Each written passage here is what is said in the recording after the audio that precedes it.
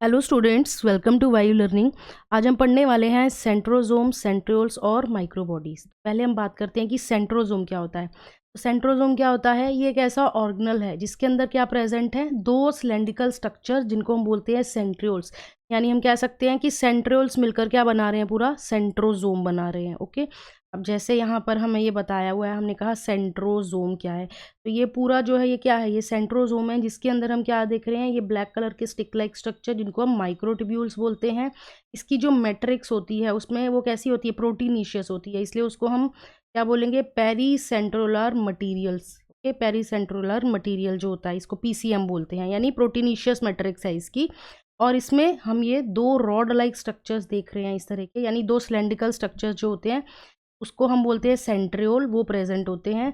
ये जो है ये लगभग हमें कैसे देख रहे हैं कि राइट एंगल में प्रेजेंट है, यानी परपेंडिकुलर हम बोल सकते हैं प्रेजेंट होते हैं ये। ओके, अब यहाँ पर हमें बताया हुआ है कि they are surrounded by amorphous pericentriolar material, PCM से जो है वो सराउंड होता है। उसके बाद क्या बोल रहे हैं, दोनों सेंट्रियोल्स जो होते हैं वो परपेंडिकुलरली अरेंज होते हैं। और इनका अरेंजमेंट कैसा है, ऑर्गेनाइजेशन कैसा है, कार्ट व्हील की तरह। देखो, अगर हम इसको ट्रांसफर सेक्शन में ऐसे काटेंगे तो हमें कुछ कार्ट व्हील लाइक जैसा जो है ऐसा अपीयरेंस जो है वो देखने को मिलेगा। ओके, तो इसको अब हम समझते हैं। ये जो कार्टवी लाइक का अपीयरेंस हम देख रहे हैं ना सेंट्रियोल का, इसको हमें समझना है। इसमें देखो क्या प्रेजेंट है, कैसे बना होता है ये, 9 evenly space peripheral fibrils of tubulin protein. यानी हम बोल सकते हैं कि जो 3 माइक्रोट्यूब्यूल्स है, ए बी सी, क्या ये तीनों ट्रिपलेट फॉर्म में प्रेजेंट है। इनसे ये मिलकर जो है ये बना है, कितने हैं टोटल, ये 9 है। 9 माइक्रोट्यूब्यूल्स जो हैं वो प्रेजेंट होते हैं, टोटल 9 है ये। ठीक है, तो ट्रिपलेट फॉर्म में ये प्रेजेंट है। तो ये कैसे है, ट्रिपलेट फॉर्म में। उसके बाद बोल रहे हैं the adjacent triplet are also linked, यानी हम बोल सकते हैं कि ये जो ए है ये सी से लिंक है, तो ए सी लिंकर के थ्रू जो है ये आपस में जो है ये ट्रिपलेट जॉइंड है। ओके, उसके बाद the central part of the proximal region of centriole is also proteinaceous and is called hub. यानी ये जो सेंट्रल पार्ट है यहाँ पर इसको हम क्या बोल रहे हैं, सेंट्रल हब बोल रहे हैं। ठीक है, तो इसको हम बोलते हैं सेंट्रल हब। अब ये किससे कनेक्ट है, ये रेडियल स्पोक से कनेक्ट है, जो कैसे है, पिन हेड है। और ये जो रेडियल स्पोक है, ये जो ट्रिपलेट प्रेजेंट है इसमें, ये ए वाला जो ट्यूब्यूल है उससे कनेक्टेड है। अब बात आती है कि सेंट्रियोल्स का जो फंक्शन है वो क्या होता है। सेंट्रियोल का फंक्शन क्या है कि ये जो सीलिया और फ्लैजिला की बेजल बॉडी थी वो बनाते हैं, सेंट्रियोल्स बनाते हैं। दूसरा काम क्या है, सेंट्रियोल बनाते हैं स्पिंडल फाइबर्स बनाते हैं, यानी स्पिंडल फाइबर्स जो है उसका फॉर्मेशन करेंगे जो हमें सेल डिवीजन में हेल्प करते हैं।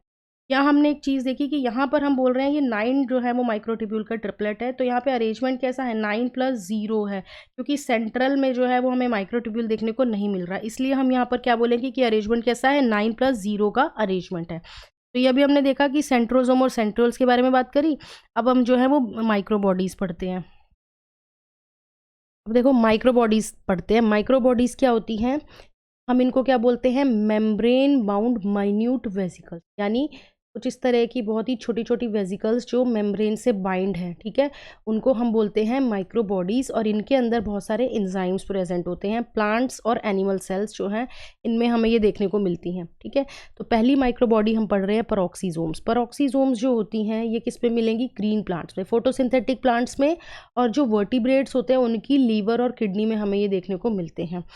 इनका काम क्या होता है, ये जो हाइड्रोजन पेरोक्साइड है उसका फॉर्मेशन भी करवाते हैं और उसको डिग्रेड भी करवाते हैं पेरोक्सीजोम।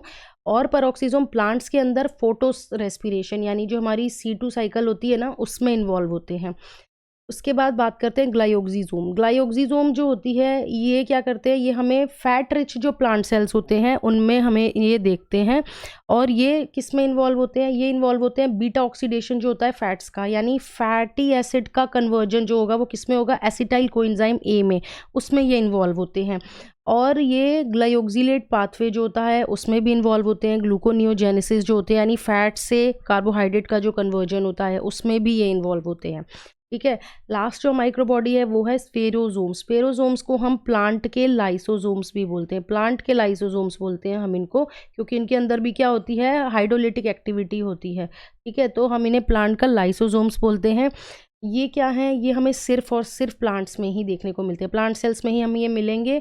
ये क्या करते हैं, इनका फॉर्मेशन करवाएंगे और फैट का स्टोरेज करवाएंगे, फैट को बनाएंगे भी और फैट को स्टोर करके रखेंगे भी। ठीक है, और इनकी हाइड्रोलिटिक एक्टिविटी होने की वजह से हम इनको प्लांट का लाइसोसोम्स भी बोलते हैं।